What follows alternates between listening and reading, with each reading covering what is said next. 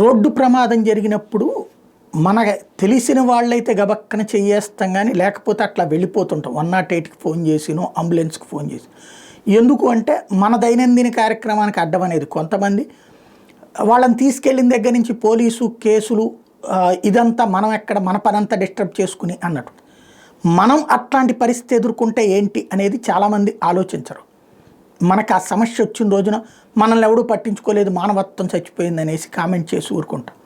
అయితే ప్రభుత్వాలు దాన్ని ప్రోత్సహించాలనుకోండి, దేన్ని నెగిటివ్ కాదు పాజిటివ్ని కాపాడండి, కాపాడితే మీకు ఇంతని చెప్పి బహుమతి కూడా ఇస్తాం. వాస్తవంగా పోలీస్ కేసుల బెడదుండదు రోడ్డు ప్రమాదాల్లో తీసుకుని వస్తే. అలాంటి ఇబ్బంది లేకుండా పోలీసులు చూసుకోవాల్సి ఉంటుంది. నెంబర్ 2 వచ్చేటప్పటికి ఎవరైతే రోడ్డు ప్రమాద బాధితుల్ని కాపాడతారో వాళ్ళకి గతంలో 5,000 రూపాయల నజరానా ఉండేది, ఇప్పుడు అది 25,000 రూపాయలకు పెంచుతూ నితిన్ గడ్కరీ ఎవరైతే భారత ఉపరితల రవాణా శాఖ మంత్రాలయము తను ఇది మన దేశానికి సంబంధించినటువంటి ముఖ్యమైనటువంటి రహదారుల మంత్రి, ఆయన ఈ కీలకమైనటువంటి నిర్ణయం తీసుకున్నారు.